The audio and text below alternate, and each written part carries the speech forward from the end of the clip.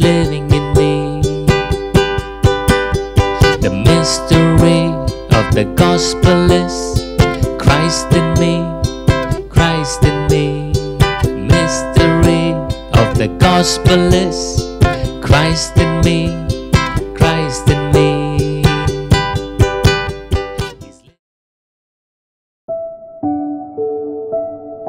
The threshing floor of Aruna. Amen. So let me give you the background story so that you understand when I explain. In the book of 2 Samuel chapter 24, when David is the reigning king, when David comes to power, now David was king only over Hebron and Judah.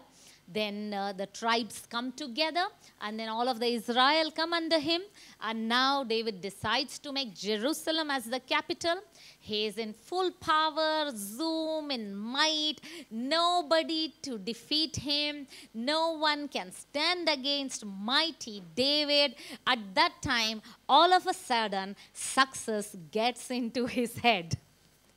So David calls his commander Joab and he says, go and count my army men, count the fighting men. So the Joab says, no, David, we are not supposed to do that, because in the book of Mosaic law in Leviticus, God had told that no king is supposed to take census, especially not about their fighting men, because there was a reason behind it. Because when people took their census, basically people were trying to count their strength, trying to count their fighting men. So their trust was on the army. Their trust was on the strength of the soldiers. So God had forbidden them to count. And from then, we have seen even before that, when God brought Moses and Israelites out of Egypt, it was not the army of Israel that fought. It was the hand of God. Amen. Mighty hand of God delivered 2 million people. They could never fight such skilled army of Egypt, but the hand of God, who can stand? Amen.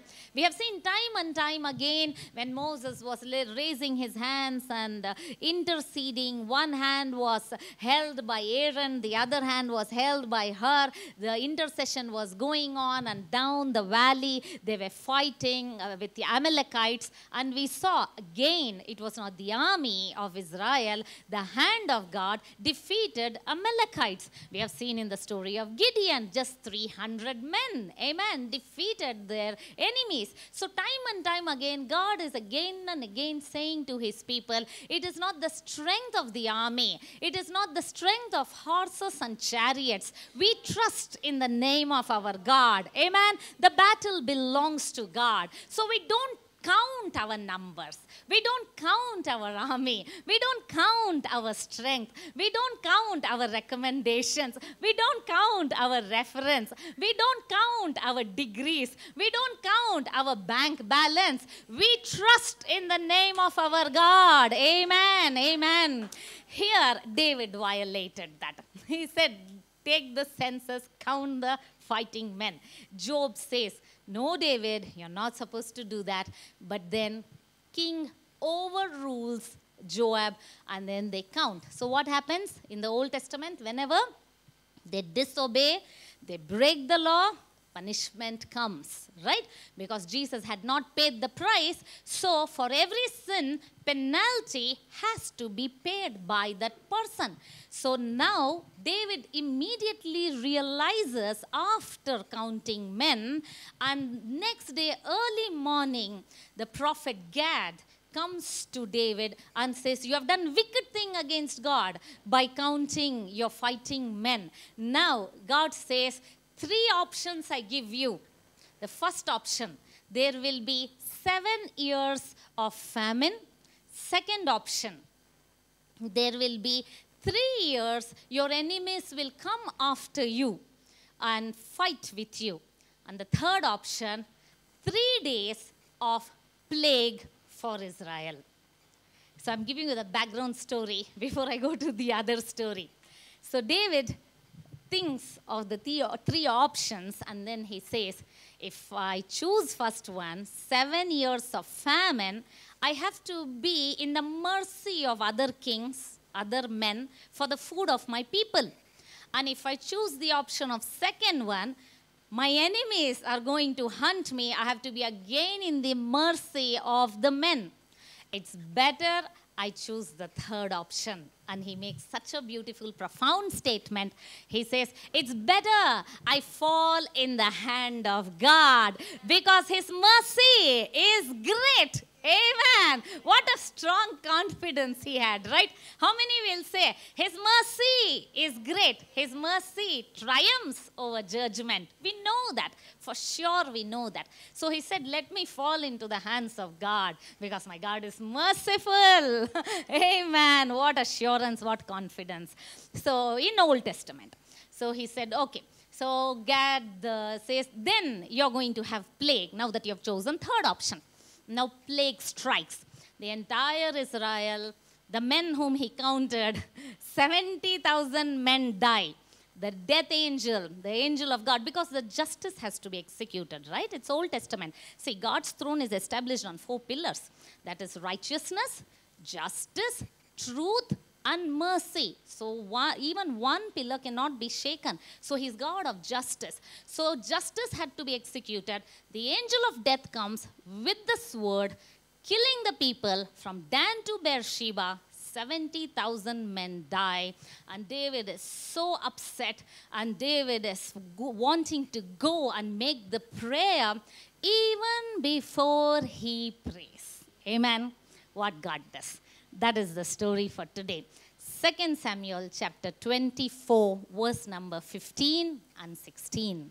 So the Lord sent a plague upon Israel from the morning till the appointed time. From Dan to Beersheba, 70,000 men of the people died. And when the angel stretched out his hand over Jerusalem to destroy it, the Lord relented from the destruction and said to the angel who was destroying the people, "It is enough. Now restrain your hand." And the angel of the Lord was by the threshing floor of Araunah the Jebusite. Amen. What a beautiful portion. I read this many years ago as a teenager in my personal study. Ever since this story has been so close to my heart, I have seen how the angel of the Lord stopped at the threshing floor of Araunah. I knew very little at that time, but today I have greater and deeper revelation for all of you. Amen. So here very clearly it says that the angel went and started to kill, and God said, it was God, and the Bible says so clearly in that verse, God relents from sending calamity. Amen, amen. Though he's God of justice, throughout the Old Testament, I always see that verse coming up. God relents from sending calamity. That means he hates to see you be punished. He hates to see you suffer because his heart is heart of mercy. It is mercy seat. Amen. That's the heart of God. So he said, it is enough. And when, he said, exactly at the threshing floor of Araunah, the Jebusite, very precise, the details are given. It was not the house of Israel. It was not the house of Israelite. It was not something that belonged to Israelite. It was a Jebusite. So he was a Ite, Canaanite, Hittite, Ammonites, Perizzites, all ites, the enemies of Israel, whom the Lord was always showing mercy. Amen. We think in the Old Testament that God is always angry with these ites. God hates these ites. No, we look at him from a different angle. Please look at it through the lens of grace. You see that even the ites God loved. So today, you and I are the ites seated here, if God didn't love, right? We are the Gentiles. And the sword stopped at the threshing floor of Araunah. And the message comes to David. it has stopped. So now he goes there he gets a message from the prophet, go and build an altar as a memorial to the Lord, because the Lord's mercy has triumphed. It was supposed to be there for 3 days, right? It has stopped. So now David goes there. Verse number 17. What happens? Then David spoke to the Lord when he saw the angel who was striking the people and said, surely I have sinned and I have done wickedly. But these sheep, what they have done, let your hand, I pray, be against me and against my father's house. Beautiful prayer. What a heart of shepherd. Generally, the mindset of a king is, my people are for my protection. My people are to die for me. But look at David. What a wonderful heart he had. Even as a shepherd, when his elder brother mocks at him when he comes to the battle, his elder brother says, where have you left your few sheep? And have you come to see the battle? He says, few sheep. That means David was actually in charge of few sheep. Even to that few sheep, I see that David fought with his life. He fought the lion, he fought the bear, and he protected the sheep. The one who's faithful with the little shall be made ruler over much. Indeed, God makes him the king of Israel. So now the same heart David carries, and now he says, God, these are only sheep. It's my mistake. I am the shepherd. I have done wrong. Let your hand fall on me. Let it fall on my father's house. Let this plague stop. Let it not kill my people. Wow, what amazing intercession. And then God does not put the plague on him or on his household. And already, even before he could pray, I like that. I always tell this. You know, it's such a powerful statement. If only you get the revelation of that, it will transform your life. Even before you pray, even before you fast, even before you ask, God has given you already all things. Amen. That's the mercy of God. It was God's voice. It was God's hand that stopped. God said, it is enough. Amen. And now David has come and David meets Araunah, and David says, God has told me to build an altar here because it stopped. I want to buy your threshing floor. Now Araunah has great regards on David, the mighty king. He has to offer to David, otherwise king, right? He can take it by force. So Araunah says, king, it's okay. You take my threshing floor, you take my oxen, you take my wood, because you are the king. So I have high regards on you. But what David says, amazing statement. 2 Samuel chapter 24, verse number 24. Then the king said to Araunah, no, but I will surely buy it from you for a price. Nor will I offer burnt offerings to the Lord my God with that which costs me nothing. Amen. So David brought the threshing floor and the oxen for 50 shekels of silver. So when he offered freely to King David, he said, I will not give to the Lord that which does not cost me nothing. What a statement. He did not say, I will give it at the expense of somebody else. I will give it at the expense of Araunah. He said, I will pay the price for it. Amen. I will not give that will not cost me something. That will not pinch me. How many will say this? What an amazing statement. How nice it is to hear, and how much important it is to follow this. Amen. And say that I will give to the Lord that will cost me. Amen. That which does not cost me, I will not bring. I will not bring the second best. I will bring the priority. I will give my time. I'll give my talent. I will give my tithe. I'll give my offering. Tithe belongs to the Lord. That's what the Bible says, right? Sometimes we think tithe we don't want to give to the Lord. We want to hold it because we think it will cost. It will cost us something. It will cost our future. It will cost our prosperity. It will cost our well-being. That's what is the mindset. But here he said, I will not give to the Lord that will not cost me nothing. I will give. As the battle belongs to the Lord, I don't touch the battle. Tithe belongs to God and I don't touch it. It is Lord's and I don't touch it. And how many will say that? I will not give to the Lord. Sometimes it is challenging to give the first fruits. Very, very, very, very few I see give the first fruits. Very few as a pastor of the church. People hesitate to give first fruits. They're like, after a long time I got this salary. How can I give all my salary to God? Anyways, it is the Lord's. Amen. The first fruits, we want to hold it back. Let me tell you, my dear friend, it is in giving you receive abundance, you receive much. If only you get this revelation, if only you taste this, you will become an addictive giver. Amen, amen. Let me continue. So David says, I will buy it, and he purchases it. After purchasing, he does sacrifice, oxen upon oxen, bloodshed. And he has purchased the thing and he makes an altar over there. And that altar was not ordinary. Thereafter, that altar goes on to be what? The temple of Jerusalem. Now coming to the big question, why the threshing floor of Araunah? Throughout the generations, it is going to be called the temple where Solomon built. Let me give you scripture so you understand. Solomon built the temple over there. 2 Chronicles chapter 3 verse number 1. David gave instructions to him.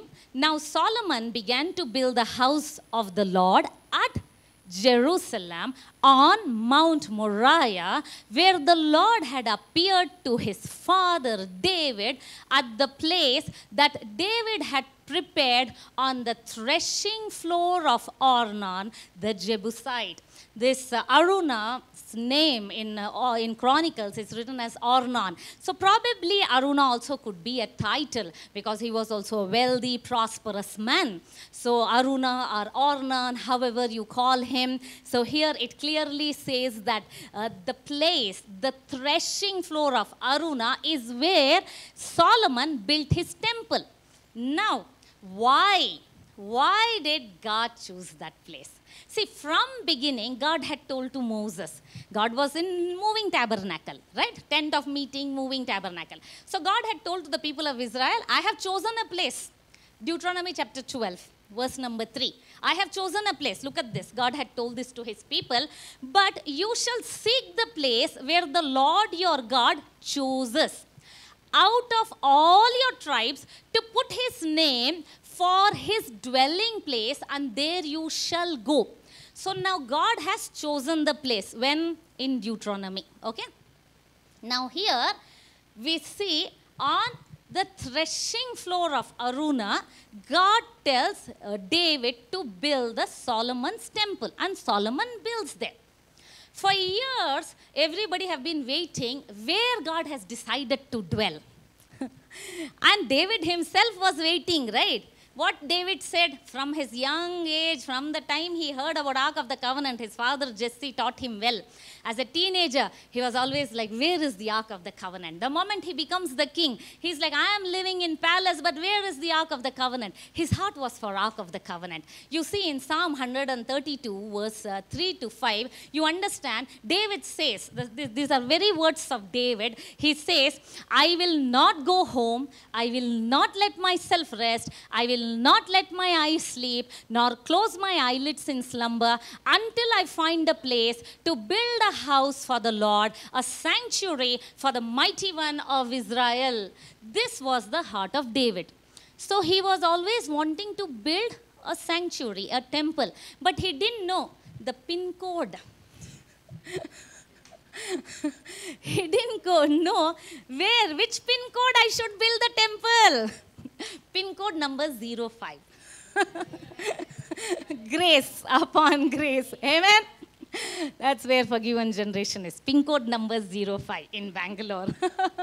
So he didn't know where is the pin code. He's like, where God wants me to build sanctuary, where God wants me to build the temple. after doing the disaster, now God guides him. Finally, now he is on the threshing floor of Aruna. Now on threshing floor of Aruna, he meets who?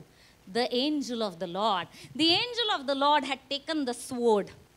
And the sword was killing people. The sword went 70,000 Dan to Beersheba. It finally came to the threshing floor of Aruna and it just stopped. Why? And why God had chosen Aruna? You know, for ages to come, it will be told, Solomon's temple on the threshing floor of Aruna, a Jebusite. Amen, amen. So God was again and again, time and again, he was saying, I am the God of Jews and Gentiles. Amen. I have come to give salvation to every Ite, every Gentile. Amen. You know, Jewish people, they never allow anybody to come at that time. They would not allow any Gentile to come to the temple. You know, Samaritans would worship the mountain, others worship somewhere else. Only they worship in the temple. They felt that they are the most sacred and consecrated people of God. Indeed, they were the covenant people of God.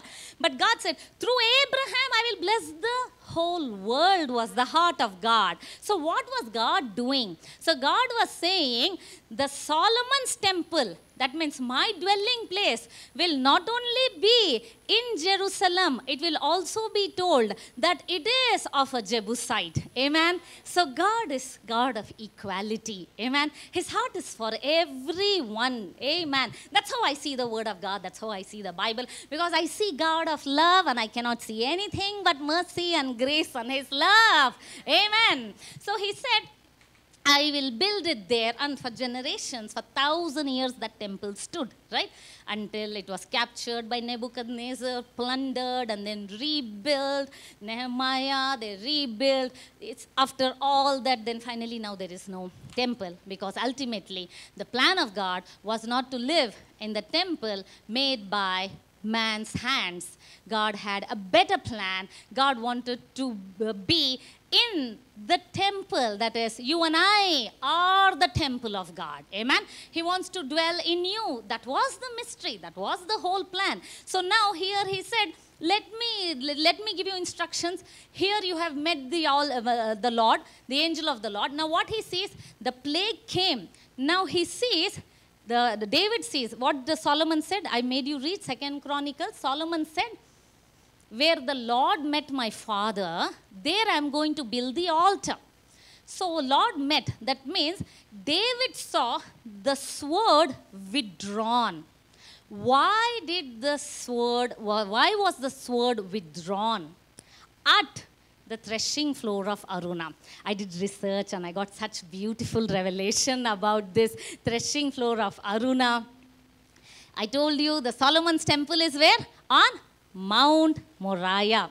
Now, does that ring a bell? Mount Moriah. Now, David is searching century, where should I build? Finally, he comes to Mount Moriah. And then he sees the angel of the Lord. He sees, oh, this is the place where mercy and judgment met. This is Mount Moriah. Oh, here is where God wants me to build Solomon's temple. And he gives the instructions to his son to build the temple. And why Mount Moriah? For that, we have to find answers always in Genesis. So Genesis chapter 21, if you remember, God told Abraham to take his son to sacrifice where? On Mount Moriah. Amen. So now Abraham has taken his son. In Genesis chapter 22, we see what amazing thing happened. Finally, he put Isaac says, right, Father, I see wood, I see fire, I'm seeing the altar. Where is the lamb? Father does not say you. You, I'm killing you. He said, the Lord shall provide. Amen. When Abraham was climbing one side of the mountain, the other side of the mountain, the ram was climbing. Amen, amen, amen. Whatever you're going through, my dear friend, I want you to know when you're obedient to God, when you trust God, your miracle, your deliverance is on the way. Amen. Because He has already provided it. He has made it possible. It's done. It's over. Amen. So there, when he places Isaac, angel says, Abraham, Abraham, do not touch the son. Amen. And then see the scripture. Genesis chapter 22, verse 13 and 14. Then Abraham looked up and saw a ram caught by its horns in a thicket. So he took the ram and sacrificed it as a burnt offering in place of his son. Abraham named the place Yahweh Yireh, which means the Lord will provide. To this day, people still use that name as a proverb. On the mountain of the Lord, it will be provided. Amen. Hallelujah. What amazing, amazing scene. Generations to come, we have been talking about this. Such a beautiful picture of Father God giving his son. Amen. God told Abraham, I don't want your son. Your son's blood is not going to fulfill the requirement of the ordinance. I have to give you my son. I will give you the perfect lamb. Amen. This time, when Father God, representing Abraham, brought his only begotten son on the same Mount Moriah on the cross of the Calvary, God did not say the angel to stop the sword. He said, let it go through. Let it fall on my son. It pleased Jehovah to bruise his son. That's what it says. It pleased God to bruise his right hand, so that when his right hand is bruised, he can take care of the body. Amen. The body is taken care. Now, on Mount Moriah, this beautiful picture had happened. So this picture reminded God of his son, Jesus, sacrifice of Jesus. Now, Adam to Abraham is 14 generations. Now, Abraham to David is another 14 generations. 14 generations has passed by. But the Lord remembers what Abraham did. For God, Mount Moriah is a very special place. Now do you understand, church? When the angel of the Lord came with the sword, it came to Dan to Beersheba. When it came to Mount Moriah, it could not go further. Amen. It could not, because it reminds of the sacrifice of Jesus to our God Almighty. That's why it stopped at the threshing floor of Araunah. That is Mount Moriah. And now he offers that. Now David realizes this is the mountain on which the Lord provided. And that's the same mountain Jesus was crucified after years later. Now 14 generations from David to Jesus. After that, Jesus, see how the timing is meticulous. Nothing is insignificant, unnecessary details in the Bible. It's such amazing mathematically, logically, accuracy. Amen, amen. Such accurate details. So now 14 generations later, Jesus comes and dies on Mount Moriah. Amen. The cross of the Calvary. So whoever comes under the cross of Calvary, every sickness, every plague has to stop. Amen. Like David, the King David prayed, God, let the plague fall on me, and God spared him. This time, his son, the greater king, made the prayer in Garden of Gethsemane. And he said, Father God, if not your will, let this cup pass by, but not my will. Let thy will be done. And he said, God, let your sword fall on me. He is the good shepherd. He said, spare my sheep. Let your sickness fall on me. Let the poverty fall on me. Let every curse fall on me. Let shortened life fall on me. Every disease that is named and yet to be named, fall on me, but spare my children. Amen. This is what Jesus prayed, and God heard his prayer, and God sacrificed our Lord Jesus on the Mount Moriah. So that is where the threshing floor of Araunah is so significant in the eyes of the Lord, and that is where the angel of the Lord stopped. We have seen that time and time again. In the Passover, when the death angel went striking every firstborn of Egypt, the moment it saw the blood of the Lamb, the Passover blood, the death angel passed over. Amen? It passed over. Same thing here. It had to stop. So today when you come under the blood of Jesus, when you come under his protection, every sickness, every disease has been passed over. When? Colossians 2:13. You have been translated from the power of darkness into the kingdom of his dear Son. It is passed over. Now you are no longer under another dominion, another kingdom. You are in a new kingdom where your king is the reigning king and he has made you king. Now you are the king. You are the priest. You are the Son of God. Amen. Amen. What amazing truth of the word of God. Here we see that because of Abraham, the memory was there in the heart of God, and God remembered and spared the threshing floor of Aruna. And David went on to build the temple, Solomon's temple. And David said, I will not give to the Lord. And God remembered again, 14 generations later, again Jesus dies over there. And we have seen in time and time again throughout the Bible, God remembers every offering, every sacrifice that you have given to the Lord. He never forgets. See, he did not forget. Nobody knew about threshing floor of Aruna, but God remembered what Abraham did.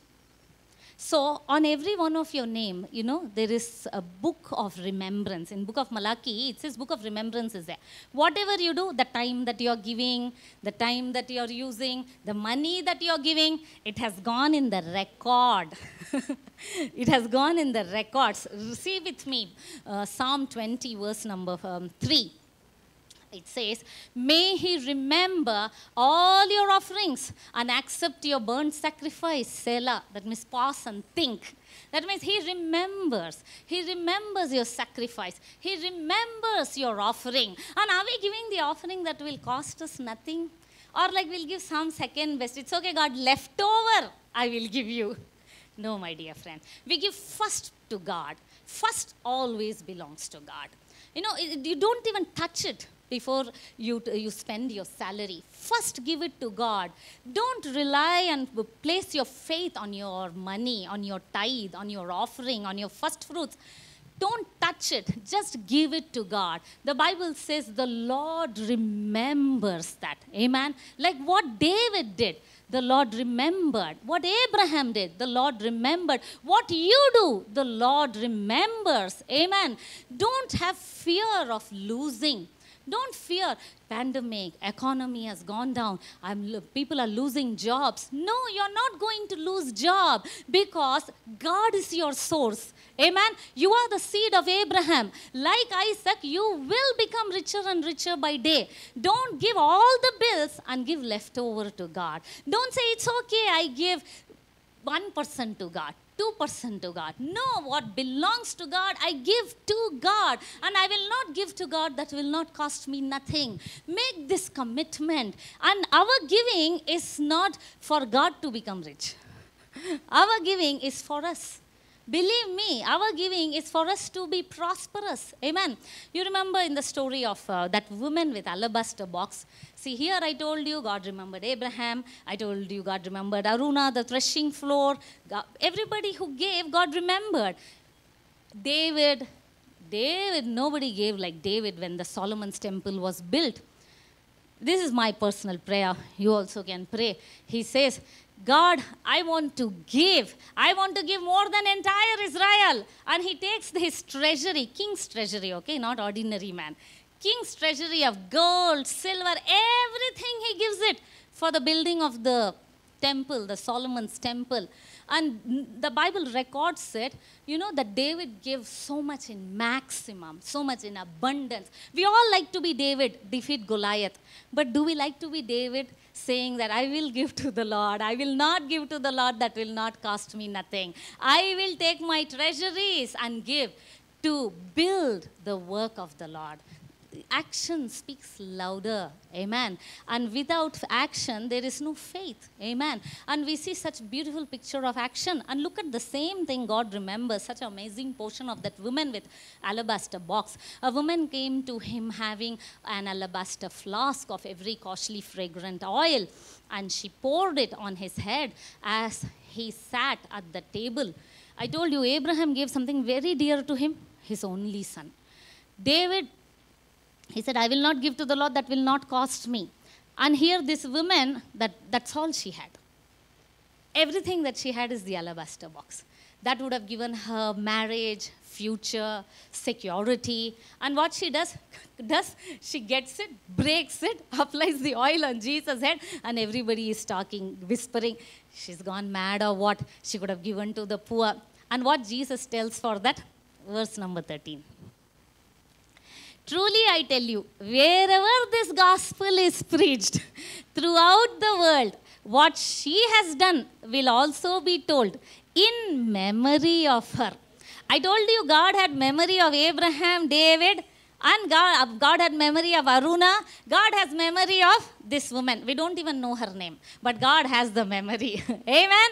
Because she gave that costed her. She gave that which pinched her. She went extra mile. How amazing it is. You know, what we are left with is all what we give.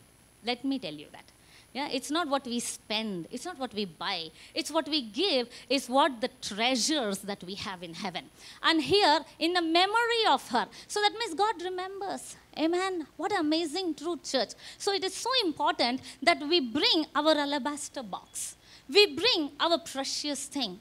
And we do not withhold that from God. Do not withhold that before God. It is essential for you to pour out your worship with your giving. Many times people say, Pastor, don't mix money with worship.